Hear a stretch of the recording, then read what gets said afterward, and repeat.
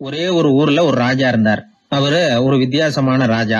எந்த வகையில வித்தியாசமானவர்னு கேட்டா, மக்கள் கிட்ட வரி வசூல் பண்றதுல கொஞ்சம் வித்தியாசமானவர்.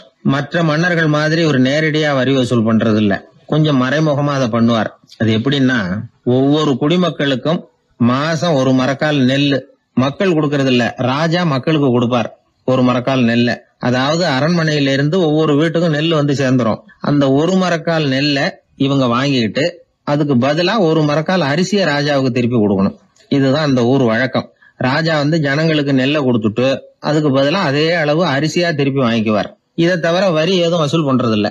இப்படி ஒரு ராஜா. இது மேம்போக்கா பாக்குறதுக்கு ஏதோ சாதாரணமா தெரிஞ்சாலும் குடிமக்கள் ரொம்பவும் கஷ்டப்பட்டாங்க.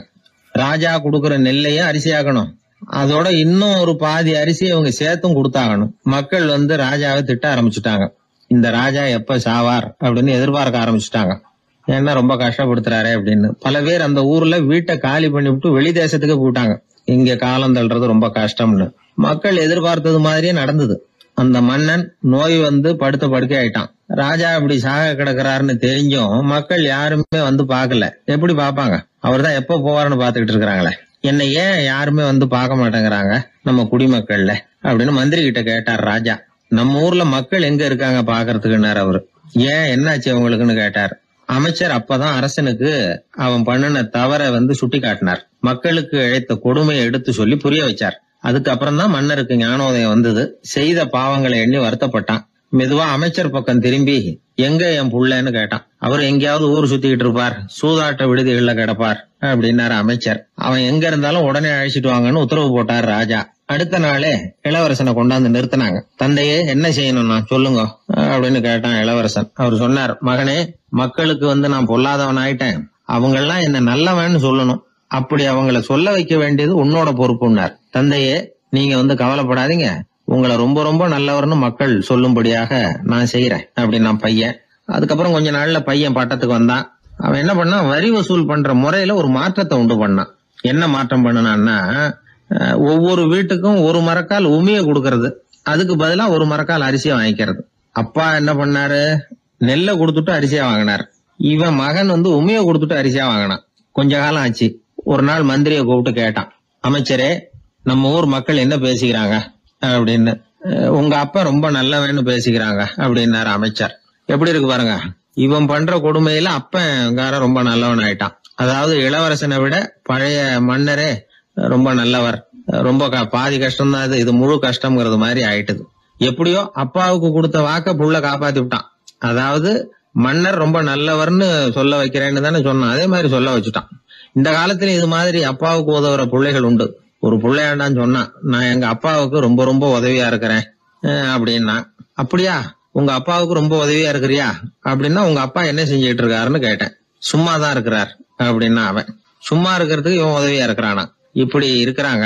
அதாவது நல்லவன் அப்படின்னு பேர் வாங்குறது ரொம்ப கஷ்டம். அதை வந்து எந்த வகையில வாங்கணும்னு முடிவு பண்றதுதான் முக்கியம். அதனால வாழ்க்கையில நாம வந்து மன்னரா இருந்தாலும் சரி, சாதாரண மக்களா இருந்தாலும் சரி, நல்லவன் அப்படிங்கிற பேர் வாங்குறது ரொம்ப முக்கியம். அப்படி நல்லவன்கிற பேர் வாங்கிட்டா வாழ்க்கை ரொம்ப சுலபமா அமையும். ஜப்பான்ல உள்ள ஒரு புத்த விகாரை, அங்க ஒரு வயசான பௌத்த குரு தங்கியிருக்கிறார். ஒரு நாள் ராத்திரி கடுமையான குளிர், அவரால் தாங்க முடியல. பார்த்தார், மரத்துல செஞ்ச புத்த சிற்பங்கள் அங்க நிறைய இருந்தது. அதுல ஒன்றை எடுத்து அதுக்கு தீ மூட்டி அந்த நெருப்புல குளிர் காஞ்சிக்கிட்டு இருக்கிறார். மர சிற்பம் தீ வச்சதும் படபடன்னு வெடிக்க ஆரம்பிச்சுட்டுது. அந்த சத்தத்தை கேட்டதும் அந்த புத்த விகாரையின் குருக்கள் வெளியில ஓடி வந்தார். இவர் ஆனந்தமா குளிர் காஞ்சிக்கிட்டு இருக்கிறார். அவரால் பொறுத்துக்க முடியல. தெருவில் தெரிஞ்சுக்கிட்டு இருந்த அந்த பெரியவரை இங்கே தங்க அனுமதிச்சதே அவர் தான். இவர் இப்படி பண்ணுறாரேன்னு நினச்சிக்கிட்டே அவரை கோபமாக பார்த்தார். ஏன் இப்படி கோபமாக பார்க்குறீங்க, இப்படி வந்து உட்காருங்க அப்படிங்கிறாரு இவர். அவருக்கு இன்னமும் கோபம் வந்துட்டுது. எங்கள் கடவுளை வந்து எரிச்சுட்டீங்களே அப்படின்னு சத்தம் போட்டாராம். அப்படியா அப்படின்னு கேட்டுக்கிட்டே அந்த சாம்பலை கிளறினார் இவர். என்ன செய்கிறீங்கன்னு கேட்டிருக்காரு அவர். நான் எலும்புகளை தேடுறேன்னாராம். நீங்கள் ஒரு பைத்தியம், இது ஒரு மர சிற்பம், இதில் எலும்புகள் கிடையாது அப்படின்னாராம். அவருக்கு கோபம் வந்துட்டுது. உடனே வெளியில் போங்கன்னு கத்தியிருக்கார். வெளியில் தள்ளி கதவையும் சாத்தி விட்டாராம். மறுநாள் காலையில் கதவை திறந்து பார்த்தா அந்த வயசான பெரியவர் ஒரு மயில்கல் மேலே சில காட்டு பூக்களை வச்சு புத்தம் சரணம் கச்சாமின்னு சொல்லிக்கிட்டே இருக்கிறார். இவருக்கு சந்தேகமாக போட்டுது. கிட்ட போனார். என்ன செஞ்சுக்கிட்டு இருக்கீங்கன்னு கேட்டார். இது என்னுடைய காலை நேர பிரார்த்தனைனாராம். நிஜமாவே நீங்கள் ஒரு பைத்தியமாக தான் இருக்கணும், ஏன்னா அது ஒரு மைல்கல் அப்படின்னாராம். இப்போ அந்த பெரியவர் சொன்னாராம், நீங்கள் ஒரு மரத்தை புத்தராக நினைக்கும் பொழுது நான் ஏன் ஒரு மைல்கல்ல புத்தராக நினைக்கக்கூடாது? நான் புத்தரை எரிக்கலாம், ஏன்னா அவரை நான் நேசிக்கிறேன். அந்த சிற்பம் மரத்தால் ஆனதுங்கிறது எனக்கு தெரியும். நான் ஒரு மைல்கல்லை தொழலாம், ஏன்னா அது எனது பூக்களை தாங்குது. நான் இந்த மைல்கல்லுக்குள்ளே மறைஞ்சிருக்கிற புத்தரை பார்க்கிறேன். யாராவது ஒரு சிற்பி இதை சிலையாக்கினாதான் நீங்கள் புத்தரை பார்க்க முடியும். அன்னைக்கு ரொம்ப குளிராக இருந்தது. நான் எனக்குள்ளே இருக்கிற புத்தரையும் பாதுகாக்கணும். உள்ளே இருக்கிற புத்தரை காப்பாற்றுறதுக்காக வெளியில் உள்ள புத்தரை எரிக்கலாம், அதில் ஒன்றும் தப்பு இல்லை. அது அவருடைய போதனையிலேயே இருக்குது. உனக்குள் ஜோதியாக இரு அப்படிங்கிறது அவருடைய போதனை. என்னுடைய புத்தர் குளிரில் நடுங்கிட்டு இருந்தார். அந்த மர சிற்பங்கள் வெயில் மழையில் உணர்ச்சி இல்லாமல் இருந்தது, அதனால் அப்படி பண்ணினேன். ஆனால் நீங்கள் என்ன பண்ணீங்க? நான் ஒரு மர புத்தரை எரிச்சதுக்காக உயிருள்ள புத்தரை வெளியில் தள்ளி கதவை சாத்தினீங்க அப்படின்னாராம் அந்த பெரியவர். உண்மையான பக்திங்கிறது இதுதான். அதாவது உனக்குள் ஜோதியாக இரு அப்படின்னு புத்தர் சொன்னார் இல்லையா, அது மாதிரி தனக்குள் ஜோதியாக இருக்கிற இந்த காலத்து ஆசாமிகள் நிறைய பேர் உண்டு. எப்பவும் போதையிலேயே இருக்கிறவங்க. ஒரு நாள் நடுராத்திரி ஒரு மது கடையில் ஒரு ஆள் அங்குள்ள சிப்பந்திகள் கிட்ட கேட்டுக்கிட்டு இருக்கிறான். மறுபடியும் இந்த கடை எப்போ திறப்பாங்கன்னு கேட்டானா. நாளைக்கு காலையில் 8 மணிக்கு திறப்பாங்க அப்படின்னு நானா அங்கே இருந்த ஆள். அவன் திருப்பி திருப்பி அதையே கேட்டுக்கிட்டு இருக்கான். இவனுக்கு பதில் சொல்லி சொல்லி அழுத்து போச்சு. அதான் சொல்கிறேன் ஐயா, நாளைக்கு காலையில் வா அப்படின்னாங்களாம். அதுக்கு இவன், நான் வர்றதுக்காக கேட்கலையா, நேத்திக்கு வந்தவன் உள்ளேயே மாட்டிக்கிட்டேன், வெளியில் போகிறதுக்காக கேட்டேன் அப்படின்னா. என்னுடைய நண்பர் ஒருத்தர், அவர் விரல்ல நகமே இருக்காது. என்ன காரணம்னு நினைக்கிறீங்க? எல்லாத்தையும் அவரே கடிச்சு துப்பிடுவார். அப்படி ஒரு பழக்கம். சின்ன குழந்தைகள் நகம் கடிக்குது, விரல் சூப்புது. இதுக்கு என்ன காரணம் தெரியுமா? குழந்தைகள் மனசுல ஏற்படக்கூடிய ஒருவித பாதுகாப்பின்மை, இன்செக்யூரிட்டி, அல்லது தான் சரியா கவனிக்கப்படல அப்படிங்கிற எண்ணத்தோட வெளிப்பாடு தான் அது அப்படிங்கிறாங்க டாக்டர்கள். சில இடங்கள்ல 2வது குழந்தை பிறந்த உடனே பெரியவர்கள் கவனம் முதல் குழந்தைகிட்ட இருந்து கொஞ்சம் விலகி 2வது குழந்தைகிட்ட போயிடும். அந்த சமயத்துல முதல் குழந்தைக்கு இந்த பழக்கம் ஏற்படுறதுக்கு வாய்ப்பு உண்டா. சில குடும்பங்கள்ல கணவன் மனைவி 2 பேருமே வேலைக்கு போறவங்களா இருப்பாங்க. குழந்தை ரொம்ப நேரத்துக்கு பெத்தவங்களை பிரிஞ்சு இருக்க வேண்டிய சூழ்நிலை இருக்கும். குழந்தை ஒரு பாதுகாப்பின்மையை உணர ஆரம்பிக்கும். இந்த பழக்கம் வந்துடும். அதனால ஒரு குழந்தைக்கு தான் ஒதுக்கப்படுறோம் அப்படிங்கிற நினைப்பு வராம பாத்துக்கணும். வளர்ந்த குழந்தைகளும் நகம் கடிக்கும். வயசானவங்க கிட்டையும் இந்த பழக்கம் இருக்கும். இது ஒரு மனச்சிதைவின் வெளிப்பாடு அப்படிங்கிறாங்க மனநல நிபுணர்கள். அம்மா அப்பா திட்டினாலும் சரி, அல்லது ஆசிரியர் திட்டினாலும் சரி, இந்த பழக்கம் வந்துடும். நாம தவறு பண்ணிட்டோம் அப்படிங்கிற நினைப்பு வர்ற சமயம் நகம் கடிக்க ஆரம்பிச்சிருவோம். ஏதோ ஒண்ணு அடையணும் அப்படின்னு நினைக்கிறோம், அதை அடைய முடியல. இப்படி ஒரு ஏக்கம் வர்ற சமயத்திலேயும் சில பேர் நகத்தை கடிக்க ஆரம்பிச்சிருவாங்க. ஒரு பெரிய அதிகாரி, தனியார் நிறுவனத்துல வேலை பார்க்கிறவரு, அவரு டென்ஷன் ஆயிட்டாருன்னா உடனே அறைக்கு அதை சாத்தி விடுவாங்களாம். அவரே சாத்திக்குவாராம். அப்படி சாத்திக்கிட்டு உள்ள எதையாவது வெறிச்சு பார்த்துக்கிட்டே நகத்தை கடிக்க ஆரம்பிச்சிருவாராம். இந்த பழக்கம் உலகம் பூரா உண்டு. நகம் கடிக்கிறவங்களை அந்த பழக்கத்திலிருந்து மீட்கிறதுக்கு என்ன வழி அப்படின்னு லண்டன்ல உள்ள அழகியல் நிறுவன நிபுணர்கள் யோசனை பண்ணி பார்த்துருக்குறாங்க. சில ஆய்வுகள் பண்ணி பார்த்தாங்களாம். அவங்க என்ன பண்ணாங்க தெரியுமா?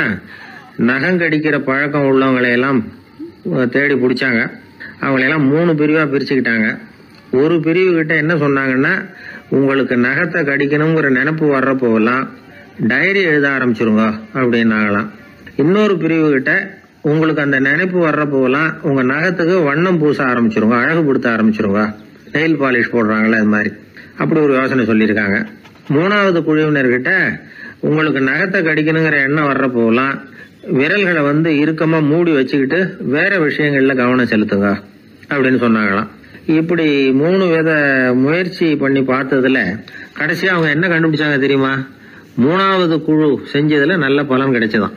அதாவது நகம் தெரியாதபடிக்கு விரலை இறுக மூடிக்கிட்டு வச்சுக்கிட்டோம்னா அந்த பழக்கம் மாறுதான்.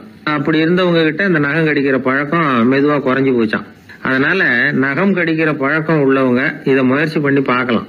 ஒரு ஆள் இருந்தார், அவருக்கு எப்ப பார்த்தாலும் நகத்தை கடிச்சுக்கிட்டே இருக்கணும், அப்படி ஒரு பழக்கம். அதனால அவர் விரல்ல எப்பவும் நகை இருக்கிறது இல்ல, விரல் இருக்கிறதே பெரிய ஆச்சரியம். அவருக்கு திடீர்னு உடம்புல அரிப்பு, சொரிஞ்சிக்க முடியல, அரிப்பும் நிக்கல. ஒரு வாரம் தொடர்ந்து கஷ்டப்பட்டார். கடைசியா ஒரு டாக்டர் கிட்ட ஓடினார். அவர் எல்லாத்தையும் விவரமா கேட்டுக்கிட்டு கடைசியா கொஞ்சம் மாத்திரை கொடுத்து வேலைக்கு ஒண்ணு சாப்பிடு அப்படின்னாராம். இந்த மாத்திரை எதுக்கு டாக்டர்? அரிப்பு நிக்கிறதுக்கா அப்படின்னாராம். இல்ல நகம் வளர்றதுக்காக அப்படின்னாராம் இந்த டாக்டர். ஒருத்தர் ரொம்ப அவசரமா வந்தார். சார், மனுஷன் நிம்மதியா இருக்கிறதுக்கு என்ன வழின்னு கேட்டார். சீக்கிரமா ஒரு கல்யாணத்தை பண்ணீங்க, எல்லாம் சரியா போடும் அப்படின்னோம். அவர் ஒரு மாதிரியா பார்த்தார். ஏற்கனவே எனக்கு கல்யாணம் ஆயிட்டுது சார், அதனால தானே நிம்மதியா இருக்கிறதுக்கு வழி கேட்கறேன் அப்படின்னார். சரி, இவர் ஒரு மாதிரியான கேஸ் அப்படின்னு நினைச்சுக்கிட்டு நம்ம கிட்ட இருந்த ஒரு சின்ன புத்தகத்தை அவர்கிட்ட தூக்கி கொடுத்தோம். இதை படிச்சு பாருங்கன்னு. கல்யாணத்துக்கு பிறகும் சந்தோஷமா இருக்கிறதுக்கு என்ன வழி அப்படிங்கிற கேள்விக்கு அந்த புத்தகத்துல விளக்கம் இருந்தது. கணவன் மனைவிக்குள்ள சிக்கல் வராம இருக்கிறதுக்கு அதுல சில வழிகளை சொல்லி கொடுத்துருக்குறாங்க. அதெல்லாம் என்னென்ன அப்படிங்கறத இப்ப பார்க்கலாமா? குடும்பம்னு இருந்தா கோபம் வரதான் செய்யும், அது வந்துட்டு போகட்டும், பரவாயில்ல. ஆனா அந்த கோபம் ஒரே நேரத்துல 2 பேருக்கும் வந்துடாம பாத்துக்கணும். ஒரு சமயத்துல யாராவது ஒருத்தர் தான் கோபப்படணும், அடுத்தவங்க அமைதியா இருக்கணும். அதுக்கப்புறம் இவர் அமைதியான உடனே அவங்க ஆரம்பிச்சுக்கலாம். கோபமா ஏதாவது சொன்னா உடனே கோபமா பதில் சொல்லக்கூடாது. கொஞ்சம் பொறுத்து கோபம் தீர்ந்த உடனே அந்த பதில சொல்லலாம். அப்போ பதில் கோபமா இருந்தா கூட அது அவ்வளவு பெருசா தெரியாது. அற்ப விஷயத்துக்கெல்லாம் காய்ச்சி மூச்சுன்னு கத்திட்டு இருக்கக்கூடாது. உங்க 2 பேருக்குள்ள ஒரு தர்க்கம் ஆரம்பம் ஆயிட்டுதுன்னு வச்சுக்கோங்க. கடுமையா 2 பேரும் விவாதம் பண்றீங்க. உங்கள ஒருத்தர் இதுல ஜெயிக்கணும்னா அது நீங்களா இருக்க வேணாம், அடுத்தவங்க ஜெயிக்கிறதுக்கு நீங்க துணையா இருங்களேன். அப்படின்னா நீங்க கொஞ்சம் விட்டு கொடுக்கணும், அவ்வளவுதான். ஏதாவது குத்தம் சொல்லணுமா, செஞ்ச தப்ப சுட்டி காட்டணுமா, விமர்சனம் பண்ணணுமா, பண்ணுங்க, வேணான்னு சொல்லல. ஆனா சொன்னதை அப்படி சொல்றத கொஞ்சம் அன்பா இதமா சொல்லுங்க. எப்போ நடந்த தவறுகளை எல்லாம் இப்போ போய் மறுபடியும் ஞாபகப்படுத்திட்டு இருக்க வேண்டாம். நான் அப்பவே சொன்னேன் இந்த புடவை வேணாம்னு, நீங்க தான் கேட்கல, இப்போ பாருங்க கிழிஞ்சு போச்சு இப்படின்னு கத்துனாங்க ஒரு அம்மா. எப்போ சொன்னீங்கன்னு கேட்டா ஒரு 10 வருஷத்துக்கு முன்னாடி தீபாவளி சமயத்துல அப்படிங்கிறாங்க. அது என்ன இன்னும் அப்படியே புதுசாகவே இருக்கும்? உங்களுக்கு அவர் தான் பெருசு, அவருக்கு நீங்க தான் பெருசு. அதை விட இந்த உலகத்துல வேற எதுவும் முக்கியம் இல்லைன்னு நினைக்கணும். நீ தான் என்னுடைய உலகம்னு எத்தனை தடவை சொல்லியிருப்பீங்க? அதெல்லாம் வெறும் வசனமா போயிடக்கூடாது. ஏதாவது ஒரு பிரச்சனையை பத்தி கடுமையா விவாதம் பண்ணிட்டு இருக்கீங்க, அதை அப்படியே பாதியில விட்டுட்டு படுக்கைக்கு போயிடக்கூடாது. சொச்சத்தை நாளைக்கு பேசிக்கலாம்னு. அப்படி போனா தூக்கம் வராது. பிரச்சனையை ஒரு முடிவு பண்ணிக்கிட்டு அதுக்கப்புறமா தூங்க போகணும்.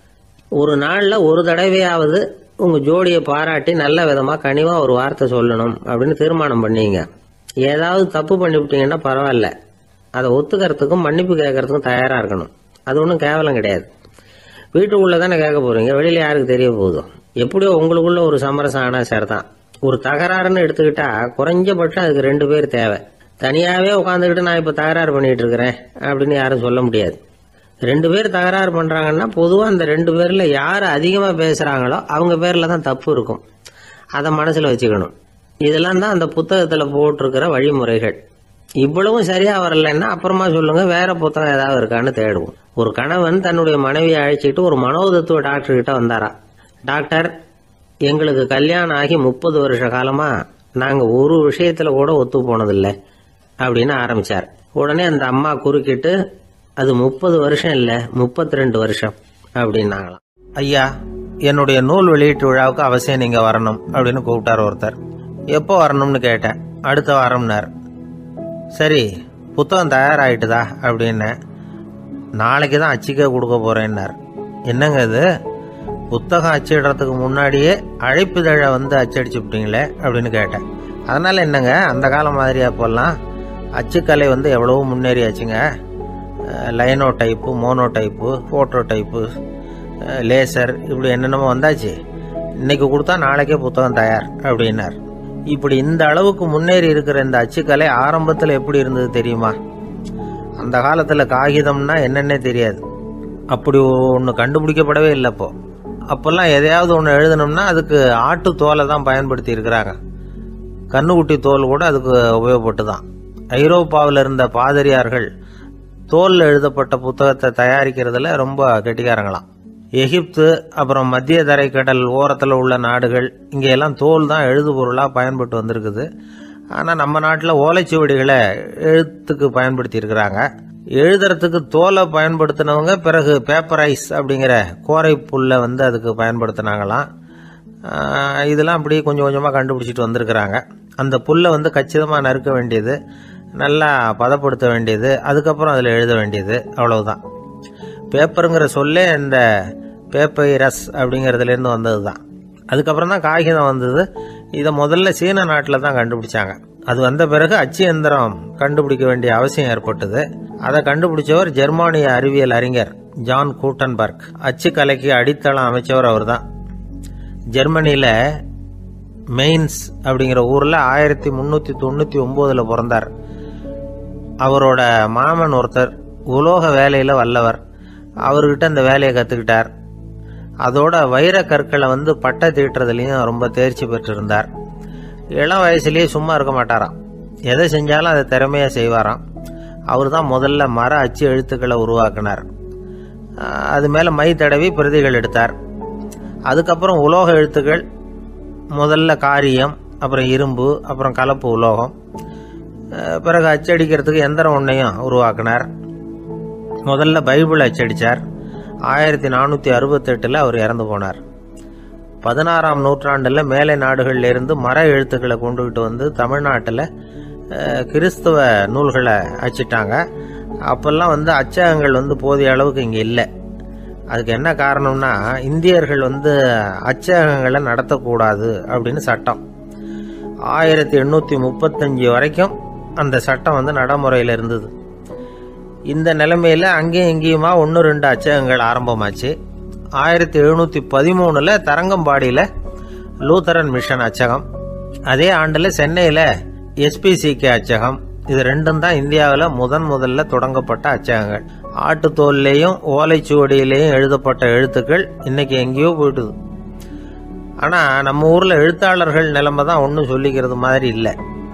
நம்ம ஆள் ஒருத்தர் சொன்னார், சார் நான் சொந்தத்தில் ஒரு அச்சாபீஸ் வச்சுருந்தேன், இப்போவும் வச்சிருக்கிறேன்.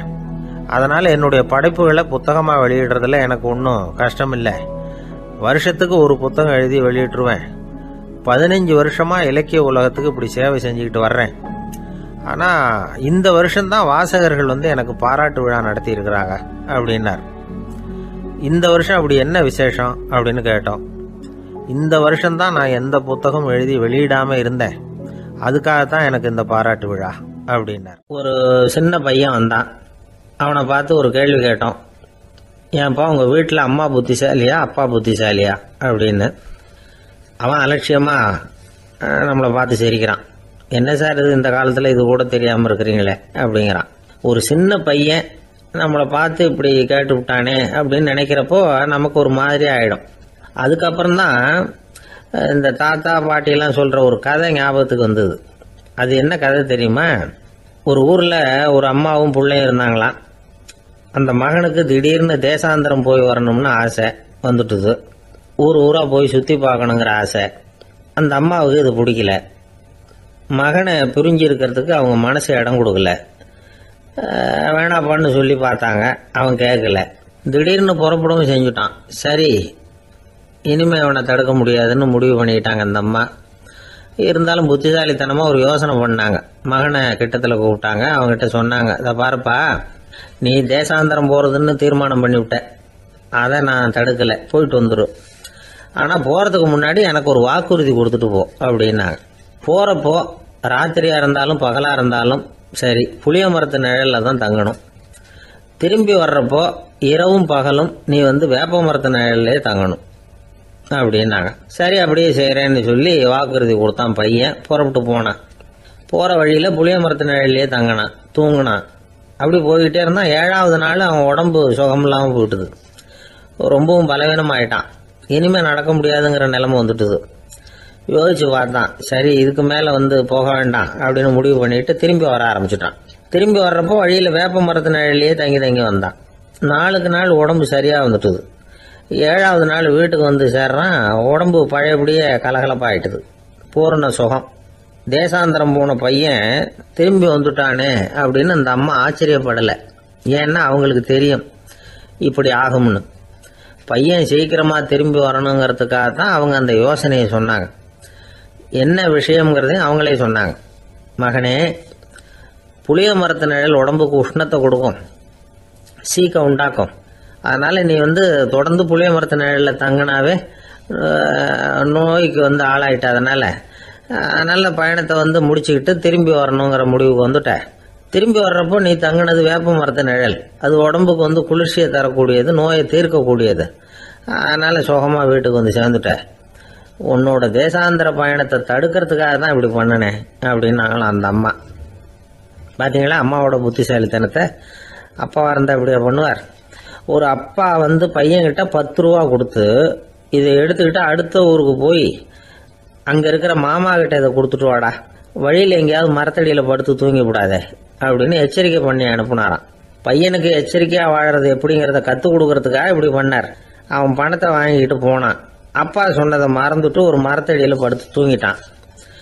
அவனுக்கு தெரியாமல் அவன் பின்னாடியே போன அப்பா அவன் கையில் இருந்த அந்த 10 ரூபாயை நைஸாக எடுத்துகிட்டு வந்துட்டார். அவன் பையில தானே வச்சுருந்தான், அது தெரியாமல் எடுத்துகிட்டு வந்துட்டார். அவன் தூங்கிக்கிட்டு இருக்கான். எடுத்துகிட்டு ஒரு மறுபடியும் வீட்டுக்கு வந்துட்டார். பையன் முழிச்சுக்கிட்டு பையை தடவி பார்க்குறான், பணத்தை காணும். அழுதுகிட்டே திரும்பி வந்தான். அப்பா கிட்ட விஷயத்த சொன்னான்.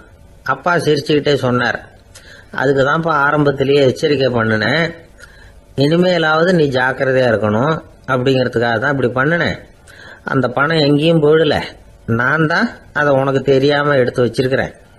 இதோ பாரு அப்படின்னு சொல்லிட்டு சைடு பாக்கெட்டில் கையை விட்டா அது ஓட்டையாக இருக்குது. அதை எவனோ ஏற்கனவே கத்திரிச்சு எடுத்துகிட்டு போட்டான்.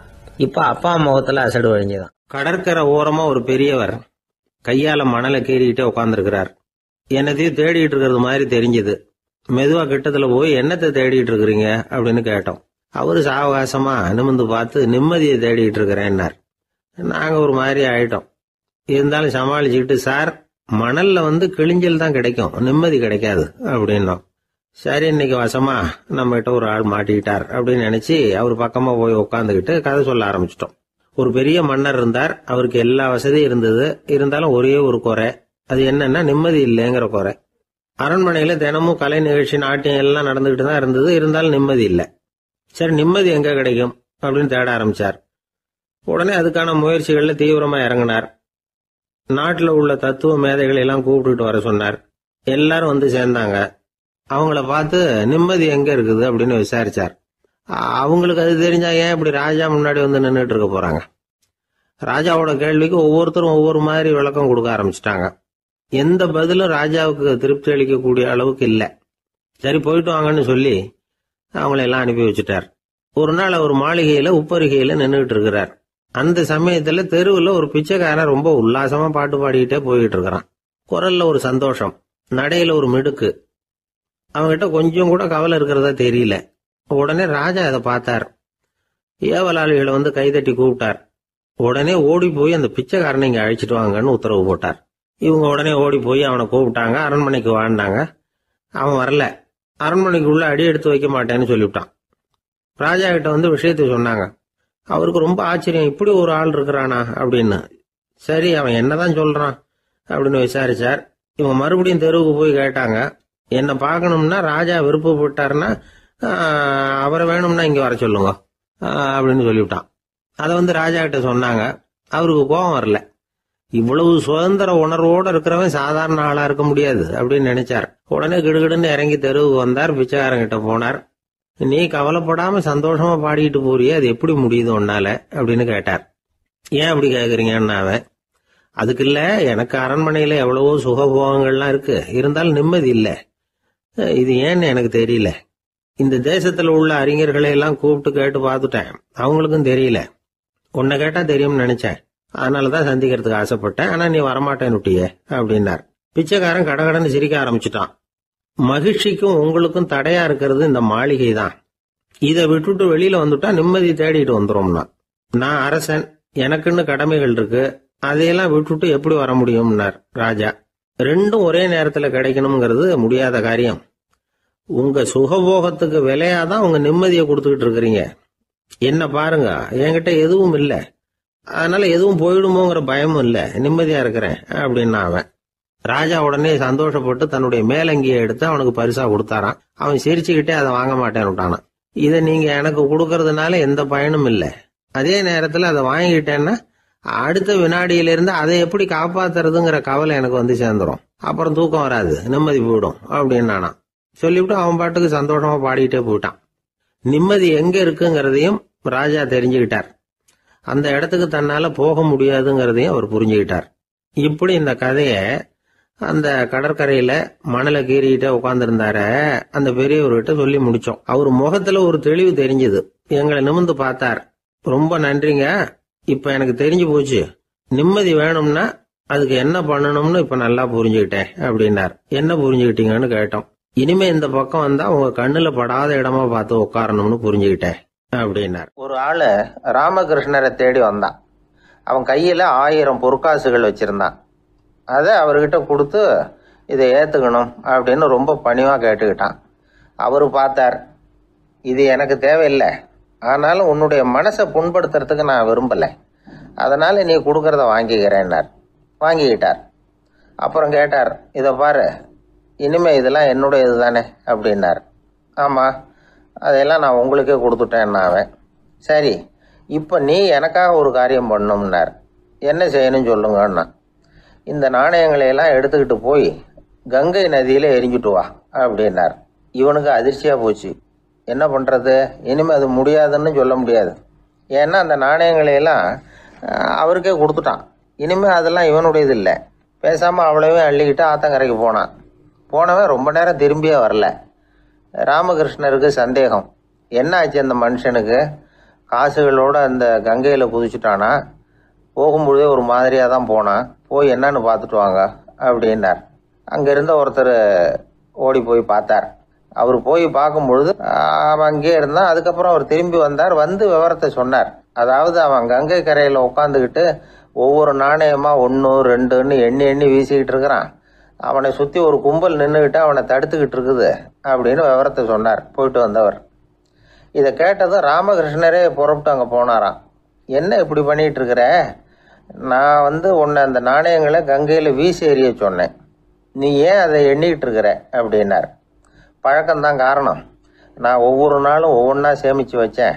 இன்னைக்கு என்கிட்ட நிறைய இருக்குது, உங்களுக்கு ஒரு 1000 நாணயங்களை கொடுக்கணுங்கிறது என்னோட ஆசை அப்படின்னா.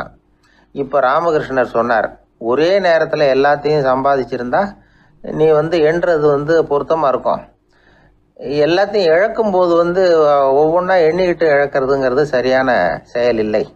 அதனால் ஒரே தடவையாக எல்லாத்தையும் தூக்கி எறிஞ்சிடும் அப்படின்னார். இது இழப்பது அப்படிங்கிற ஒரு உயர்ந்த நிலை. இதை நாம் யதார்த்த வாழ்க்கையில் சம்மந்தப்படுத்தி பார்த்து குழப்பிக்கிட்டு இருக்கக்கூடாது. இழக்கிறேன்னு சொல்லிக்கிட்டு இருக்கிற காசையெல்லாம் ஆற்றுலையும் குளத்துலையும் கொண்டு போய் எரிஞ்சிட்டு வாங்க அப்படின்னு உபதேசம் பண்ணுறதாக யாரும் நினச்சிடக்கூடாது. இதில் நாம் புரிஞ்சிக்க வேண்டியது என்னென்னா, எதையாவது ஒன்றை இன்னொருத்தருக்கு கொடுக்கணும் அப்படின்னு விருப்பப்பட்டால் அதை மனப்பூர்வமாக கொடுத்துடணும். கொடுத்துட்டு அதையே நினச்சிக்கிட்டு இருக்கக்கூடாது. நம்மால் ஒருத்தர் ஒரு 100 ரூபா நோட்டை தன்னுடைய நண்பர் ஒருத்தர்கிட்ட கொடுத்து, இது உனக்கு தான் வச்சுக்கோ அப்படின்னார். அவர் பார்த்தார், இது இனிமேல் எனக்கு தானே சொந்தம் அப்படின்னார். ஆமான்னார் அவர். அப்படின்னா எனக்காக நீ ஒரு உதவி செய்யணும்னார். சொல்லுங்க செய்கிறேன்னார் அவர். இந்த 100 ரூபா நோட்டை தீ வச்சு கொளுத்தி விடுனார். இவர் அதிர்ச்சியாகி அவரை பார்த்தார். இப்போ அவர் சொன்னார், நீ எனக்கு அன்பாக கொடுத்தது இது, இந்த நோட்டு கள்ள நோட்டுங்கிறது எனக்கு முன்னாடியே தெரியும், சீக்கிரம் கொளுத்தி விடு, அதுதான் நம்ம 2 பேருக்குமே நல்லது அப்படின்னாராம் அவர். ராமகிருஷ்ணர் வாழ்ந்த காலத்தில் நடந்த ஒரு நிகழ்ச்சி இது. அப்போ ஒரு ஓவியர் இருந்தாராம். அவருக்கு ஒரு ஆசை, ராமகிருஷ்ணர் படத்தை வரையணும், அதை அவர்கிட்டயே கொண்டுட்டு போய் காட்டி அபிப்பிராயம் கேட்கணும். இதுதான் அந்த ஓவியரின் ஆசை. உடனே ராமகிருஷ்ணர் படத்தை வரைஞ்சி முடித்தார். அதை எடுத்துக்கிட்டு போனார். இவர் போன சமயம் அங்கே ராமகிருஷ்ணர் சீடர்களோடு உட்காந்துருக்கிறார். விவேகானந்தர் அங்கே இருக்கிறார். இந்த ஓவியர் கொண்டுகிட்டு போய் தான் வரைந்த ஓவியத்தை அவர்கிட்ட காட்டினார். ராமகிருஷ்ண பரமஹம்சரின் ஓவியத்தை ராமகிருஷ்ணர்கிட்டயே காட்டுறார். ராமகிருஷ்ணர் என்ன பண்ணார் தெரியுமா, அந்த படத்தை பார்த்தார். உடனே அது காலை தொட்டார். குருதேவருடைய இந்த செயல் சீடர்களுக்கு ரொம்ப வியப்பை உண்டு பண்ணிச்சு. சில பேர் மனசுக்குள்ளேயே ரொம்ப குழம்பி போக ஆரம்பிச்சிட்டாங்க, என்ன இப்படி பண்ணுறாருன்னு. என்ன இது அவரோட படம், அவரே அவரோட படத்தின் காலை தொடுறார் அப்படின்னு யோசிச்சாங்க. சில பேர் ஒன்றும் புரியாமல் ஒருத்தர் பார்த்து சிரிச்சுக்கிட்டாங்க. அந்த இடத்துல சீடர்கள் மட்டும் இல்லை, சீடர் அல்லாத பல பேர் இருந்தாங்க. தன்னுடைய காலை தானே தொடர இவருடைய செயல் பற்றி என்ன நினைக்கிறது அப்படின்னு அவங்களும் குழம்பி போய் நிற்கிறாங்க. அந்த படத்தை வரைஞ்சி அவர்கிட்ட காட்டின அந்த ஓவியருக்கும் அதிர்ச்சி. இருந்தாலும் அவர் சீடர் கிடையாது. அதனால் கொஞ்சம் துணிச்சலை வர வச்சுக்கிட்டு கேட்டார், என்னங்க இது, என்னால் என்னுடைய கண்களையே நம்ப முடியல. இது உங்கள் சொந்த உருவப்படம், நீங்கள் உங்கள் சொந்த கால்களையே தொடுறீங்க, இது எங்களுக்கு கொஞ்சம் சங்கடமாக இருக்குதே அப்படின்னார். ராமகிருஷ்ணரின் கண்களில் ஆனந்த கண்ணீர் வழிஞ்சுதான். அவர் சொன்னாராம், இது என்னோட படம்ங்கிறது எனக்கு தெரியும், ஆனால் இது என்னோட படம்ங்கிறதுனால நான் இதோட காலை தொடலை. நீ என்னுடைய சமாதி நிலையை இந்த படத்தில் படம் பிடிச்சி காட்டியிருக்கிற, அதனால் அதோட காலை தொடறேன். சமாதி நிலையில் யார் இருந்தாலும், அது என்னுடைய படமாக இருந்தாலும் சரி அல்லது வேற யாருடைய படமாக இருந்தாலும் சரி, படம் யாருதுங்கிறது முக்கியம் இல்லை. இதில் எது முக்கியம்னா அது தன்னை உணர்ந்த ஒரு உணர்நிலையின் படம். அப்படி இருக்கிறப்போ அதோட காலை நான் தொடணும். அதுக்கு நீங்கள் எல்லாரும் ஏன் சங்கடப்படுறீங்கன்னு எனக்கு தெரியல அப்படின்னாராம். இப்போ தான் அங்கே இருந்த சீடர்களுக்கும் மற்றவங்களுக்கும் விவரம் புரிஞ்சுதான். இதுக்கு முன்னாடி யாரும் செய்யாததை இவர் செஞ்சிருக்கிறார், ஆனால் அவருடைய காரணம் ரொம்ப நியாயமானது அப்படிங்கிறத உணர்ந்தாங்களாம். இதுவரைக்கும் ஆன்மீகத்தில் சமாதி நிலை, அதாவது தன்னை உணர்ந்த நிலை பற்றி புரிஞ்சுக்கிட்டோம். இல்லறத்தில் ஏற்படக்கூடிய சமாதி நிலை பற்றி உங்களுக்கு தெரியுமா? ஒரு அம்மா டாக்டர்கிட்ட வந்து சொன்னாங்களாம், டாக்டர், என் வீட்டுக்காரருக்கு உடம்புல ஏதோ கோளாறுன்னு நினைக்கிறேன், நான் எவ்வளவு நேரம் பேசினாலும் காதில் விழாத மாதிரி உட்கார்ந்துருக்கிறார் அப்படின்னு ஆகலாம். அதுக்கு அந்த டாக்டர் சொன்னாராம், அம்மா, அது உடம்பு கோளாறு இல்லை, அது ஒரு பெரிய திறமை அப்படின்னாராம். ஒரு கணவன் மனைவி எப்போ பார்த்தாலும் அவங்க ரெண்டு பேருக்கும் இடையில சண்டை வந்துக்கிட்டே இருந்தது. இதில் என்ன ஆச்சரியங்கிறீங்களா? நான் அதுக்காக சொல்ல வரல, இது வேற விஷயம். அதாவது சண்டை போடாமல் இருக்கிறதுக்கு வழி சொல்கிற தகவல் இது. நான் சொன்ன அந்த கணவன் மனைவி எப்படின்னா, கணவன் ஒரு வார்த்தை சொன்னால் மனைவி கிட்டேருந்து 2 வார்த்தை பதிலாக வரும். இதுக்கு கணவன்கிட்டேருந்து 4 வார்த்தை பதிலாக வரும். இப்படி வார்த்தைகள் பெருகி போய் கடைசியில் வம்பில் வந்து முடியும். அந்த அம்மா பொறுத்து பார்த்தாங்க, அவங்களால தாக்கு பிடிக்க முடியல. பக்கத்து வீட்லேயே ஒரு கணவன் மனைவி இருந்தாங்க, அவங்களுக்குள்ள சண்டை வர்றதில்லை. அது எப்படி அவங்களால மட்டும் சண்டை போடாமல் இருக்க முடியுது அப்படின்னு இந்த அம்மாவுக்கு ஆச்சரியம். ஒரு நாள் நேராக பக்கத்து வீட்டு அம்மாக்கிட்டே போய், ஏம்மா, நீங்கள் எப்படி கணவனும் மனைவியும் சண்டை போட்டுக்காமல் இருக்கிறீங்க, அது எப்படி முடியுது உங்களால் அப்படின்னு கேட்டாங்க.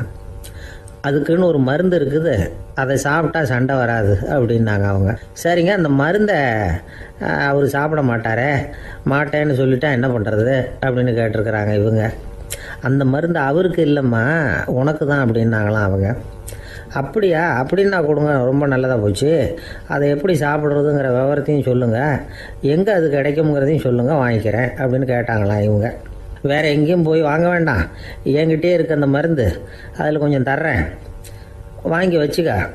உன் வீட்டுக்காரர் உன்னோட சண்டையை ஆரம்பிக்கிறப்போலாம் நீ இந்த மருந்தில் 1 ounce வாயில் ஊற்றிக்கணும். அதை உடனே குடிச்சிடக்கூடாது, ஒரு 5 நிமிஷமாவது அது வாயில் இருக்கணும், அதுக்கப்புறம் குடிச்சிடலாம் அப்படின்னு சொல்லி ஒரு பாட்டில் மருந்தை இந்த அம்மா கிட்ட கொடுத்து அனுப்புனாங்களாம். மருந்தை எடுத்துக்கிட்டு இந்த அம்மா வீட்டுக்கு வந்திருக்கிறாங்க. வீடு பூட்டி இருந்ததுனால கணவன் வந்து வாசல்லையே காத்துக்கிட்டு இருக்கிறான். மனைவியை கண்டதும் சண்டை போட ஆரம்பிச்சிட்டான். வீட்டை பூட்டி விட்டு எங்கே போய் தொலைஞ்ச, எவ்வளோ நேரமாக ஒரு மனுஷன் வாசல்லையே காத்துட்டு கிடக்கிறது அப்படி இப்படின்னு கத்த ஆரம்பிச்சிட்டான். மனைவி இதுக்கு பதிலே சொல்லலை.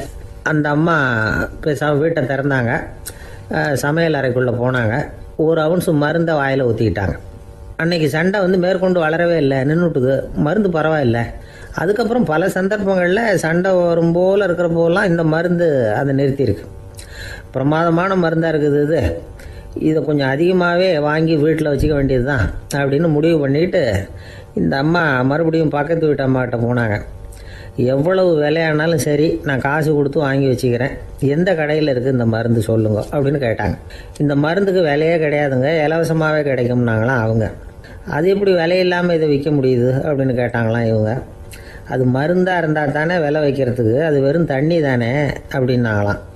வெறும் தண்ணியாக சண்டையை நிறுத்துது அப்படின்ட்டு இருக்காங்க இவங்க. அது சண்டையை நிறுத்தலை, உன்னோட மௌனம் தான் சண்டையை நிறுத்துது. நீ வாயில் தண்ணியை வச்சுக்கிறதுனால எதிர்த்து பேசுறதில்ல, அதனால் உன்னுடைய கணவர் கோபம் வந்து சாந்தமாயிடுது அப்படின்னாங்களாம் அவங்க. இந்த கதையிலேருந்து சண்டையை நிறுத்துற மருந்து எதுன்னு தெரிஞ்சுக்கிட்டோம் இல்லையா. ஒருத்தர் என்ன பண்ணார், பாட்டிலில் வந்து தண்ணியை ஊற்றி வச்சுக்கிட்டு அவர்கிட்ட வர்றவங்களுக்கெல்லாம் இதை சிபாரிசு பண்ணலாம்னு நினச்சிக்கிட்டு உட்காந்துருந்தார். ஒரு அம்மா வந்தாங்க. இதை கேட்டுவிட்டு இதையே ஒரு மருந்து மாதிரி கொடுக்கலாம்ங்கிறது அவர் முடிவு. அதனால் பாட்டிலில் தண்ணியை அடைச்சி வச்சுக்கிட்டு அதில் கலருக்காக என்னத்தையும் ஒரு ஜீரகம் அது மாதிரி எதையாவது கலந்து வச்சுக்கிட்டு ஒரு மருந்து மாதிரி ஒரு பாவனையில் வச்சுக்கிட்டு உட்காந்துருக்காரு. யாராவது வீட்டில் சண்டைன்னா என்கிட்ட வாங்க மருந்து தரேன்னு. ஒரு அம்மா வந்தாங்க. எனக்கும் என் வீட்டுக்காரருக்கும் அடிக்கடி சண்டை வருதுங்க அப்படின்ட்டு இருக்காங்க. கவலைப்படாதம்மா, நான் ஒரு மருந்து தரேன்னு சொல்லி வீட்டுக்குள்ளே போய் ஒரு பாட்டில் எடுத்து வந்து கொடுத்தார். பாட்டிலில் இருக்கிறது என்னங்கிறத சொல்லிவிட்டு அது பேரில் மரியாதை வராது இல்லையா, அதனால் சொல்லலை. அந்த அம்மா வாங்கிட்டு போனாங்க. 4 நாள் கழித்து திரும்பி வந்தாங்க. என்னம்மா வீட்டில் சண்டை நின்று போச்சான்னு கேட்டிருக்காரு இவர். அங்கே நின்று போச்சுங்க, இப்போ உங்ககிட்ட ஆரம்பமாக போகுதுன்னாங்களாம். என்னம்மா அப்படின்ட்டுருக்காரு அவர் பயந்து போய். இப்போ என்னங்க நீங்கள் என்ன மருந்து கொடுத்துருக்குறீங்க என்னங்க அப்படின்னாங்களாம் கோவமாக. அது வெறும் தண்ணி தானே அப்படின்ட்டுருக்காரு இவர். தண்ணியாக இது நல்லா பாருங்கள் அப்படின்னு அந்த பாட்டிலில் நீட்டினாங்களாம். இவர் வாங்கி பார்த்துருக்காரு. அப்புறம் தான் விஷயம் புரியுது அவருக்கு. இவர் கை தவறுதலாக அவங்க வீட்டில் இருந்த மண்ணெண்ணெய் பாட்டில் எடுத்து அவர்கிட்ட கொடுத்துருக்குறாங்க. அப்புறம் என்ன ஆகும், சண்டை வராமல். அர்ஜுனன் கேட்ட கேள்விக்கெல்லாம் பகவான் கண்ணன் வந்து பதில் சொன்னார். அதுக்கு பேர் பகவத்கீதை. அதே மாதிரி உத்தவன் கேட்ட கேள்விக்கும் அவர் பதில் சொல்லியிருக்கிறார். அதுக்கு என்ன பேருனா உத்தவ கீதைன்னு பேர். அது சரி, உத்தவன்னா யார்? கண்ணனுக்கு சின்ன வயசுலேருந்தே தேர் ஓட்டிக்கிட்டு இருந்தவன் அவன் தான். குருஷேத்திர போர் முடிஞ்சது. அதர்மத்தை அழித்து தர்மத்தை நிலைநாட்டி தர்மனுக்கு முடிச்சு விட்டினார் கண்ணபிரான். அதுக்கப்புறம் துவாரகைக்கு திரும்பினார். தான் வந்த காரியம் முடிஞ்சது. அதனால் இளமையிலிருந்தே தனக்கு தேரோட்டியாக இருந்து வந்த உத்தவனை கூப்பிட்டார். இந்த பாருப்பா, உனக்கு வேணுங்கிறத கேளுன்னார். அவன் தனக்குன்னு எதையும் கேட்குறதுக்கு ஆசைப்படலை. இருந்தாலும் கேள்வி கேட்குறதில் அவன் ரொம்ப கெட்டிக்காரன். அதனால் கேட்க ஆரம்பித்தான். பரந்தாமா, ராஜசூய யாகத்துக்கு தர்மனை கூப்பிட்டு தன்னுடைய அரண்மனையில் விருந்து வச்சான் துரியோதனன். அதுக்கப்புறம் சூதாட்டத்துக்கு கூப்பிட்டான். தர்மன் வந்து தோல்வி அடைகிற மாதிரி பண்ணிவிட்டான். நீங்கள் தான் முக்காலமும் உணர்ந்தவராச்சே, சூதாட்டத்தில் தர்மர் ஜெயிக்கிறது மாதிரி பண்ணியிருக்கக்கூடாதா? இந்த பகடக்காயை உருட்டுறப்போ நீங்கள் எதிர்பார்த்தது விழற மாதிரி பண்ணியிருக்கலாமே. சரி, அதுதான் இல்லை. வேடிக்கை பார்த்துக்கிட்டு இருந்த பீமன், அர்ஜுனன், நகுலன், சகாதேவன் இவங்களையும் பணையம் வச்சு ஆடுறப்போவாவது காப்பாற்றிருக்கலாம். அதையும் நீங்கள் செய்யலை. பாவம் அந்த அவல பொண்ணு, ஒன்றும் புரியாத ஒன்றும் தெரியாத அந்த உன்னுடைய சகோதரி திரௌபதி, அந்த பொண்ணை வந்து துச்சாதனன் இழுத்துக்கிட்டு வந்து துகில் உரிகிற கட்டத்தில் காப்பாற்றினியே. இது நியாயமா, முறையா, அறமா? இதுதான் உத்தவன் கேட்ட கேள்வி. இதுக்கு பரந்தாமன் பதில் சொல்கிறார். அப்படி கேள் உத்தவா. தருமனை வந்து துரியோதனன் வந்து சூதாட அழைக்கும் பொழுது என்ன சொன்னான் தெரியுமா? நான் பணையம் வைக்கிறேன், எனக்கு பதிலாக என்னுடைய மாமன் சகுனி பகடக்காய்களை உருட்டுவான்னு சொன்னான். உடனே தருமன், எனக்கு பதிலாக என்னுடைய மைத்துனன் கண்ணன் வந்து பகடக்காய்களை உருட்டுவான்னு சொல்லியிருக்கலாமே. அப்படி சொல்லலை. என்ன செஞ்சான் தெரியுமா? துரியோதனன் கூட சூதாட்டத்துக்கு சம்மதிச்சிட்டோம், கடவுளே இது என்னுடைய மைத்துனன் கண்ணபிரானுக்கு தெரியக்கூடாது அப்படின்னு வேண்டிக்கிட்டான். இதனால் தருமன் வந்து எனக்கு வந்து மனசால் தடை போட்டுட்டான். அதனால் அரண்மனைக்கு வெளியிலேயே என்னை கூப்பிடுவாங்கன்னு நான் காத்துக்கிட்டு இருந்தேன்.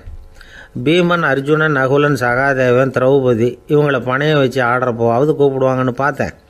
அப்பவும் அவங்க என்னை கூப்பிடல, நினைக்கல. திரௌபதியை வந்து துச்சாதனன் கூந்தலை பிடிச்சி இழுக்கிறான். அப்போ கூட அவள் தன்னுடைய உடல் பலத்தால் தடுக்கிறதுக்கு முயற்சி பண்ணாலே தவிர என்ன நினைக்கல. துரியோதனன் சபைக்கு இழுத்து செல்லப்பட்ட திரௌபதி அறநூல்களையும் அரச நீதிகளையும் சொல்லிக்கிட்டு இருந்தாலே தவிர என்ன நினச்சே பார்க்கலை. துகில் உரிகிற கட்டத்தில் தான் ஹரி ஹரி கண்ணா பரந்தாமன்னு கூப்பிட்டா. அதனால தான் அப்போ போய் நான் காப்பாற்றினேன் அப்படின்னா பரந்தாமன்.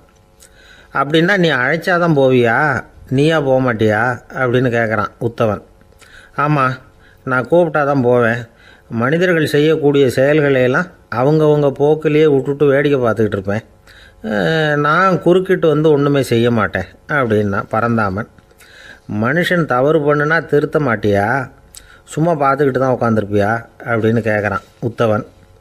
நான் மனுஷனுடைய உள்ளத்தில் இருக்கிறப்போ என் எதிரில் மனுஷன் தவறு பண்ண மாட்டான் அப்படின்னு ஆனால் கண்ணன். அதாவது யார் நினைக்கிறாங்களோ அவங்க உள்ளத்துலலாம் அவன் இருக்கிறான். அப்படி இருக்கிறப்போ தவறு செய்ய மனுஷன் அஞ்சுவான். இதுதான் உத்தவ கீதைங்கிறது. இந்த காலத்துலேயும் சில பேர் பகவான் மாதிரி அடுத்தவங்க கஷ்டப்படுறத வேடிக்கை பார்த்துக்கிட்டு இருக்கிறது உண்டு. அன்னைக்கு அப்படித்தான். நடுத்தெருவில் ஒரு திருடனை பிடிச்சி எல்லாரும் சேர்ந்து அடிச்சுக்கிட்டு இருக்கிறாங்க.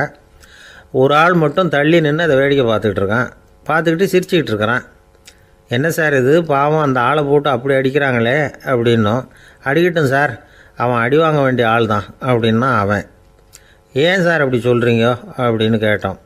பின்ன என்ன சார், நான் ஒருத்தர் பையில் இருந்த பர்ஸை எடுக்கிறதுக்கு முயற்சி பண்ணிக்கிட்டு இருந்தேன். அதுக்குள்ளே அவன் முந்திக்கிட்டு அப்வேஸ் பண்ணிவிட்டான். பர்ஸை அவன் எடுத்துட்டான். பார்க்கறதுன்னா எடுக்கிறது அவனா? என்ன சார் நியாயம் இது? நல்லா வாங்கட்டும் அப்படிங்கிறான். ஒரு ஊரில் ஒருத்தர் இருந்தான். ஏதோ ஒரு சின்ன அலுவலகத்தில் வேலை பார்த்துக்கிட்டு இருந்தான். ரொம்ப ஏழை. வர்ற கொஞ்சம் வருமானத்தை வச்சு வாழ்க்கையை ஓட்டிக்கிட்டு இருந்தான். ஒரு நாள் தெரு வழியாக அவன் நடந்து வந்துக்கிட்டு இருக்கிறான். தெருவில் ஒரு காசு கிடந்தது. அதை பார்த்துட்டான். அது குனிஞ்சு எடுத்தான். அது ஒரு பழங்கால காசு. அந்த காசு நடுவில் ஒரு துளை இருந்தது. அதாவது துளையிட்ட நாணயம். பழங்காலத்தில் புழக்கத்தில் இருந்த ஒரு நாணயம் அது.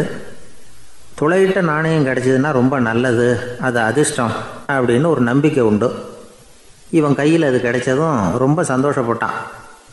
இனிமேல் என்னுடைய கஷ்டம்லாம் தீரப்போகுது, அதிர்ஷ்டம் என்னை தேடி வரும், நான் பணக்காரன் ஆகிடுவேன் அப்படின்னு சொல்லிட்டு அந்த காசை தன்னுடைய கோட்டு பையில் பத்திரமா போட்டு வச்சுக்கிட்டான். அடிக்கடி அதை தொட்டு பார்த்துக்கிறது உண்டு, வெளியில் எடுக்க மாட்டான். இப்படியே கொஞ்ச காலம் ஆச்சு. அதுக்கப்புறம் என்னாச்சு தெரியுமா? நிஜமாகவே அதிர்ஷ்டம் அவனை தேடி வர ஆரம்பிச்சுட்டுது. செல்வம் வந்து குவிஞ்சுது. பணம், பதவி, புகழ் எல்லாம் வந்து சேர்ந்தது. சமூகத்தில் அவன் ஒரு பெரிய மனுஷன் ஆகிட்டான். எல்லாரும் அவனை பாராட்டினாங்க.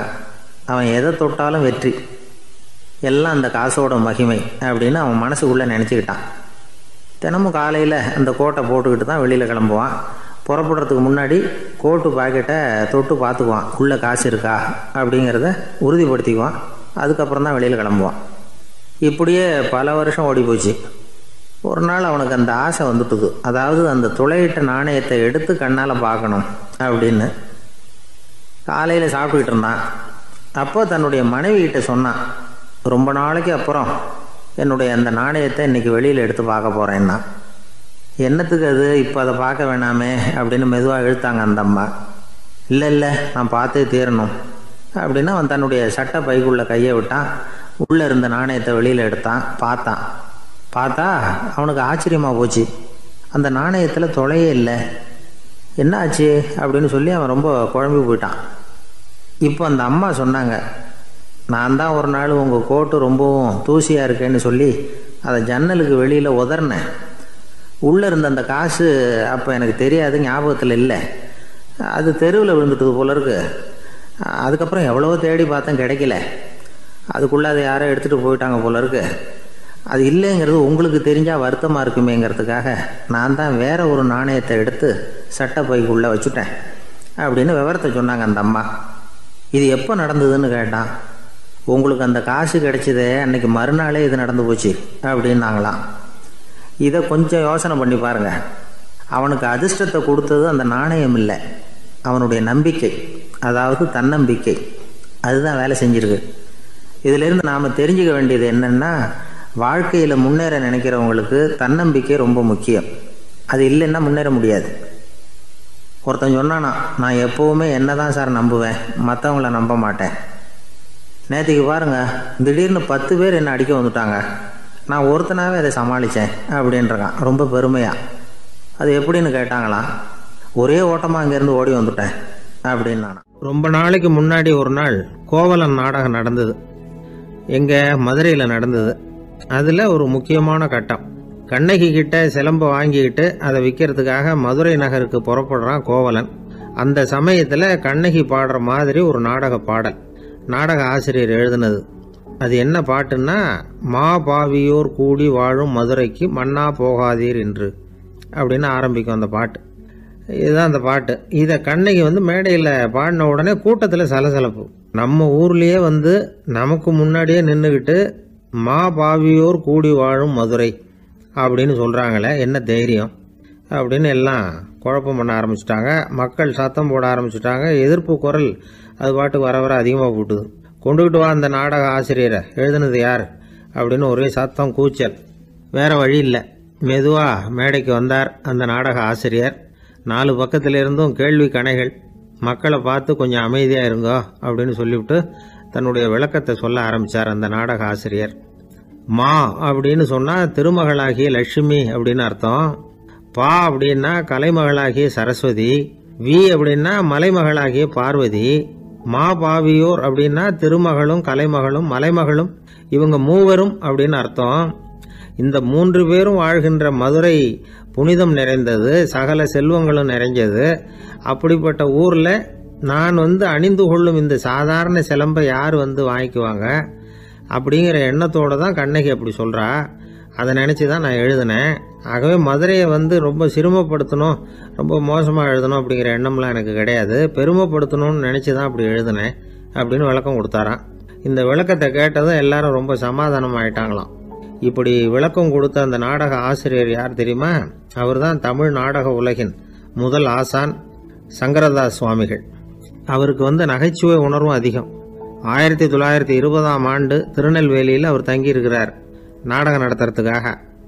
அவர் தங்கியிருந்த வீட்டில் கொசு மூட்டை பூச்சி அதிகமாக இருந்திருக்கு. அவரால் தூங்கவே முடியல. அவர் அனுபவித்த தொல்லைகள் ஒரு பாட்டாக உருவாச்சு. வேடிக்கையாக ஒரு பாட்டு எழுதினாராம். மூட்டையும் கொசுவும் ஒரு வீட்டிலே மீட்டிங் போட்டால் முன்னே நிற்க யாரால் முடியும்?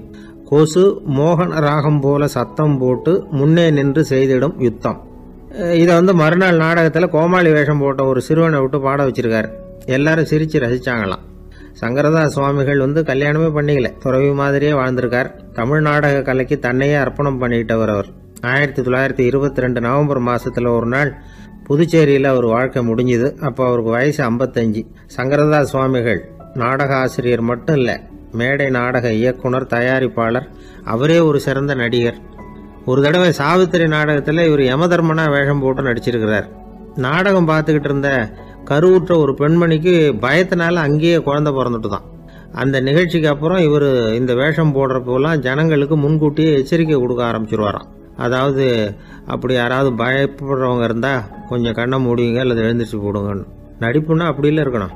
இந்த காலத்தில் நடிகர் ஒருத்தர் சொன்னார், சார் நான் இந்த நாடகத்தில் நடிக்கிறப்போ முகத்தில் நவரசங்களையும் காட்டி நடித்தேன், உணர்ச்சிகளை எல்லாம் நல்லா காட்டி நடித்தேன். அப்படி இருந்து ஜனங்கள் கல்லை எடுத்து மேடையில் வீசிவிட்டாங்க சார் அப்படின்னார். நாடகத்தில் உங்களுக்கு என்ன வேஷம் அப்படின்னு கேட்டாங்க. அது செத்து கிடக்கிற பணமாக நடித்தேன் சார் அப்படின்னார். ஒரு தடவை கலைவாணர் NS கிருஷ்ணன் பேராசிரியர் கல்கியை சந்திச்சு பேசிக்கிட்டு இருந்தாராம். கலைவாணர் கல்கியை பார்த்து, எனக்கு கதை எழுத ஆசையா இருக்கு, எப்படி எழுதுறதுன்னு கேட்டாராம். கதை எழுதுறதுக்கு 4 மை வேணும்னாராம் கல்கி. அப்படியா, அப்படின்னா என்னென்ன கலர் மை அப்படின்னு கேட்டிருக்காரு கலைவாணர் சிரிச்சுக்கிட்டே. நான் சொன்னது கலர் மை இல்ல, அது வேற மை. அதாவது கதை எழுதுறதுக்கு தேவைப்படுகிற 4 மை எதுன்னா, 1 திறமை, 2 பேணாமை, 3வது தனிமை, 4வது பொறுமை அப்படின்னாராம். உடனே கலைவாணர், உங்க யோசனை அருமை அப்படின்னாராம். அதுதான் கலைவாணர். பொதுவா எழுத்தாளர்கள் எழுதுற மாதிரி நடந்துக்கிறது இல்ல. ஆனா கலைவாணர் என்ன சொல்லுவாரோ அதே மாதிரி நடந்துக்குவார். எல்லாருக்கும் எல்லாம் கிடைக்கணுங்கிற கருத்தை சினிமா படங்கள்ல வலியுறுத்துவார். அதே மாதிரி நடைமுறை வாழ்க்கையிலேயும் எல்லாருக்கும் எல்லாமும் கொடுப்பார். பணம், பதவி, புகழ் இப்படி எதுவுமே இல்லாத ஒரு சாதாரண மனுஷனா இருந்தா கூட இவர் மனுஷனுக்கு கொடுக்கற மரியாதையில கொஞ்சமும் குறைச்சல் இருக்காது. இந்த குணம் சாதாரணமா எல்லாருக்கும் இருக்கிறது இல்ல. அவரு சினிமா தியேட்டருக்கு போய் சினிமா பாக்குறது வழக்கம். அவரு வந்திருக்கிறாருங்கிறது தெரிஞ்சா போதும், வெளியில பிச்சைக்காரங்க கூடிடுவாங்க. இது அவருக்கு தெரியும். வெளியில நம்மளை நம்பி ஒரு கூட்டம் காத்துக்கிட்டு இருக்குமேன்னு நினைப்பார். உடனே ஒரு 100 ரூபா நோட்டை கொடுத்து சில்லறையா மாத்திட்டு வர சொல்லுவார். படம் முடிஞ்சு வெளியில வர்றப்போ சில்லறையோட வருவார். எல்லாருக்கிட்டையும் கொடுத்துருவார். ஏன்னா எல்லாரும் தேடிட்டு வருவாங்க அவரை. என்ன எல்லாரும் சௌக்கியமா இருக்கிறீங்களா அப்படின்னு பிரியமா விசாரிப்பார். ஏதோ ரொம்ப நெருங்கின சொந்தக்காரங்களை விசாரிக்கிறது மாதிரி விசாரிப்பாரு. தன்கிட்ட இருக்கிற சில்லறையை எல்லாருக்கும் சமமா பிரிச்சு கொடுத்துட்டு தான் அங்கிருந்து புறப்படுவார். ஒரு நாள் அது மாதிரி புறப்படுற சமயத்துல ஒரு சின்ன பையனுக்கு சில்லறை எதுவும் கிடைக்கல கொடுக்கறதுக்கு. இது கலைவாணருக்கு தெரியாது. கார்ல ஏறி புறப்பட்டு போயிட்டார். அந்த பையன் காரை புடிச்சுக்கிட்டு பின்னாடியே ஓடியாந்துருக்கிறான். ஐயா, நீங்களே இல்லைன்னு சொன்னா நான் என்ன பண்றது, இன்னைக்கு பட்னி தான், அம்மாவுக்கு வேற உடம்பு சரியில்லை அப்படின்னு கத்திட்டே ஓடியாந்தானா. கலைவாணர் கவனிச்சுட்டார். உடனே காரை நிறுத்த சொன்னார். இறங்கினார். அந்த சின்ன பையனை கட்டி பிடிச்சிக்கிட்டு, என்ன மன்னிச்சுக்கப்பா, நான் கவனிக்காம வந்துட்டேன் அப்படின்னு சொல்லி அழ ஆரம்பிச்சுட்டாராம். இன்னொரு தடவை இதே மாதிரி ஒரு தியேட்டர்ல இருந்து வெளியில வந்திருக்கிறார். ஒரு ஆள் அவர்கிட்ட நின்றுருக்கார். அவர் கொடுக்கறதுக்கு இவர்கிட்ட பணம் இல்ல. பணம் இல்லையாப்பா அப்படின்னாராம். உங்ககிட்டயே இல்லையா அப்படின்னாராம் அவரு. கலைவாணருக்கு மனசு ரொம்ப சங்கடமா போச்சு. உடனே புறப்பட்டு வீட்டுக்கு போனார். அங்க இங்க தேடி பார்த்து அங்க இருந்த கொஞ்சம் நெஞ்ச சில்லறையை எடுத்தார். காரு டிரைவரை கூப்பிட்டார். தியேட்டர் வாசல்ல நின்றுகிட்டு இருந்த ஆசாமியோட அங்க அடையாளங்களை சொன்னார். காரை எடுத்துட்டு போய் அந்த ஆளை கண்டுபிடிச்சு இந்த காசை கொடுத்துட்டு வா அப்படின்னு அனுப்பி வச்சாராம். பிச்சை போடுறதுக்காக காரை அனுப்புனதாக வேற யார பத்தியாவது நீங்க கேள்விப்பட்டிருக்கிறீங்களா? அவர் ஒரு வித்தியாசமான மனிதர், வித்தியாசமான கலைஞர். கலைவாணரோட சகோதரர் கல்யாணம் நடந்தது. அதுல தியாகராஜ பாகவதர் கச்சேரி முடிஞ்ச உடனே அதுல சம்பந்தப்பட்ட கலைஞர்களுக்கெல்லாம் கலைவாணர் பரிசுகள் கொடுக்கிறார். அந்த கச்சேரியில கடம் வாசிச்சவருக்கு மட்டும் மத்த எல்லாருக்கும் கொடுத்ததை விட பெருசா ஒரு வெள்ளி கோப்பையை பரிசா கொடுத்தாராம். மத்தவங்களுக்கு எல்லாம் சின்னதா கொடுத்துட்டு கட வித்துவானுக்கு மட்டும் பெருசா பரிசு கொடுக்குறீங்களே ஏன்னு கேட்டிருக்கிறாங்க. அதுக்கு கலைவாணர் விளக்கம் கொடுத்தாராம். இப்பெல்லாம் ரயில்ல கூட்டம் அதிகங்கிறது உங்களுக்கு எல்லாருக்கும் தெரியும். இந்த வித்வான் இவ்வளவு பெரிய மண்பானைய ரயில்ல ரொம்ப பத்திரமா உடையாம ரொம்ப தூரத்துல இருந்து கொண்டு வந்திருக்கிறாரே, அது என்ன சாமான்யமான காரியமா? அவரோட அந்த சாமர்த்தியத்தை பாராட்டுறதுக்காக தான் அவருக்கு இவ்வளவு பெரிய பரிசு அப்படின்னு விழுந்தது. உடனே அவங்களுக்கு ஒரு ஆசை, கபீரை சந்திச்சு பேசணும் அப்படின்னு அவங்க ஆசைப்பட்டாங்க. அவங்க அப்படி ஆசைப்பட்டதுக்கு ஒரு காரணம் உண்டு. ஏன் அப்படி ஆசைப்பட்டாங்கன்னா, 2 ஞானிகளை சந்திக்க வச்சா பல அரிய தத்துவங்களை கேட்கறதுக்கு ஒரு வாய்ப்பு கிடைக்கும். அதனால அவங்க 2 பேரையும் எப்படியாவது சந்திக்க வச்சிடணும் அப்படின்னு அவங்க ஆசைப்பட்டாங்க. அந்த சீடர்கள் தங்களுடைய விருப்பத்தை அவர்கிட்டயே சொன்னாங்க. இது மாதிரி அவர் கபீர் இந்த ஊர்ல இருக்கிறதா தெரியுது, சந்திச்சா தேவையில்லைன்னு. சரி, கபீரை சந்திக்கலாம், ஆனா அவரோட பேசுறத பத்தி நான் எதையும் சொல்றதுக்கு இல்லை அப்படின்னு விட்டார் பரீத். ஏன் கபீரோட நீங்க எதுவும் பேச மாட்டீங்களா அப்படின்னு கேட்டாங்க சீடர்கள். அவரோட பேசுறதுக்கு எதுவும் இல்லை. ஏன்னா எனக்கு என்ன தெரியுங்கிறது அவருக்கு தெரியும், அவருக்கு என்ன தெரியுங்கிறது எனக்கு தெரியும். அப்படி இருக்கிறப்ப நாங்க 2 பேரும் பேசிக்கிறதுக்கு என்ன விஷயம் இருக்க போகுது அப்படின்னாரு அவர். இங்க நிலைமை இப்படி. கபீர் இருக்கிற இடத்துல என்ன நடந்தது தெரியுமா? இது மாதிரி பரீத் காசிக்கு வந்திருக்கிறார் அப்படிங்கிற விஷயம் கபீரின் சீடர்களுக்கு தெரிஞ்சது. உடனே அவங்களும் நீங்க ஷேக் பரீத்தை சந்திச்சு பேசணும்னு அவர்கிட்ட கேட்க ஆரம்பிச்சாங்க. அதுக்கு கபீர் சொன்னாராம், நாங்க 2 பேரும் சந்திச்சுக்கிட்டா ஒருத்தர் கட்டி தழுவிக்குவோம், ஆனந்த கண்ணீர் வடிப்போம், வார்த்தைகளால பரிமாறிக்கிறதுக்கு எங்ககிட்ட எதுவும் இல்லை அப்படின்னாராம். இருந்தாலும் 2 பக்கத்துல இருந்த சீடர்களும் அப்படி நினைக்கல. எப்படியும் இவங்க சந்திச்சுக்கிட்டா கொஞ்சமாவது பேசாம இருக்க முடியாது, ஏதாவது பேசிக்குவாங்க அப்படின்னு நினைச்சாங்க. அதனால தொடர்ந்து வற்புறுத்தினாங்க. கபீர் பரீத்தை தன்னுடைய ஆசிரமத்துக்கு அழைச்சார். அந்த ஊரின் எல்லைக்கே போய் அவரை அழைச்சிட்டு வந்தார். 2 பேரும் சந்திச்சாங்க. ஒருத்தர் கட்டி பிடிச்சுக்கிட்டாங்க. ஒருத்தர் கைய ஒருத்தர் பிடிச்சபடியே ரொம்ப நேரம் நின்றுட்டு இருந்தாங்க. ஆனந்த கண்ணீர் வழிஞ்சுது. கபீர் ஆசிரமத்துல 2 பேரும் மௌனமா உட்கார்ந்துருக்காங்க. ஏதாவது பேசுவாங்கன்னு சொல்லி எதிர்பார்த்துக்கிட்டே 2 பக்கமும் சீடர்கள் காத்துக்கிட்டு இருக்கிறாங்க. பேசுங்கன்னு சொல்லியும் பார்த்தாங்க. அதை கேட்டதும் லேசா சிரிச்சாங்களே தவிர எதுவுமே பேசிக்கலையாம். ஒரு நாள் பூரா இப்படியே போயிட்டுது. அதுக்கப்புறம் பரீத் கபீர் கிட்ட விடைபெற்றுக்கிட்டு புறப்பட்டார். ஏன் நீங்க பேசல அப்படின்னு சொல்லி கபீரின் சீடர்கள் கேட்டாங்களாம். அதுக்கு கபீர் சொன்னார், நாங்க 2 பேரும் உணர்ந்ததை சொல்றதுக்கு வார்த்தைகள் கிடையாது. எல்லாமும் உணர்ந்த பரீத் கிட்ட பேசுறதுக்கு என்கிட்ட எதுவும் இல்லை, அதனால பேசல அப்படின்னார். இதே மாதிரி பரீத்தின் சீடர்களும் அவர்கிட்ட கேட்டிருக்கிறாங்க, ஏன் நீங்க பேசலன்னு. எங்க 2 பேர்ல யாராவது ஒருத்தர் பேச ஆரம்பிச்சிருந்தாலும் அதை போல முட்டாள்தனம் வேற எதுவும் இருக்க முடியாதுன்னாரு அவரு. ஞானிகள் 2 பேரும் பேசி இருந்தா என்ன ஒரு தெளிவு கிடைக்குமோ அதை விட அதிகமான தெளிவு கிடைச்சதான் சீடர்களுக்கு. உண்மையின் வடிவமான பரம்பொருள் பேசப்பட வேண்டிய ஒன்றல்ல, அது உணரப்பட வேண்டிய ஒன்று அப்படிங்கறத அவங்க புரிஞ்சுக்கிட்டாங்களாம். ஒரு கணவனும் மனைவியும் ரொம்ப நாள் ஒருத்தர் பிரிஞ்சிருந்தாங்க. பல வருஷங்களுக்கு அப்புறம் அவங்க சந்திச்சாங்க. சந்திச்ச உடனே ஏதாவது பேசலாம்ல, பேசல. 2 பேருமே மௌனமா இருந்தாங்க. இந்த ஞானிகள் மாதிரி ஒருத்தர் ஆர்வமா பாத்துக்கிட்டாங்க, அவ்வளவுதான். அந்த கணவனை தனியா கூப்பிட்டுக்கிட்டு போய் ஒருத்தர் விசாரிச்சார், ஏன்பா இவ்வளவு நாள் கழிச்சு சந்திக்கிறீங்க, நீயாவது முதல்ல வாயை திறக்கப்படாதான்னார். அதுக்கு அவர் சொன்னார், ஏற்கனவே நான் வாயை திறந்ததுனால தானே சார் இவ்வளவு காலமும் பிரிஞ்சு இருக்கிறது மாதிரி ஆச்சு, அதனால அவசரப்படாம பொறுமையா இருக்கிறேன் அப்படின்னாராம். அதனால பேச்சு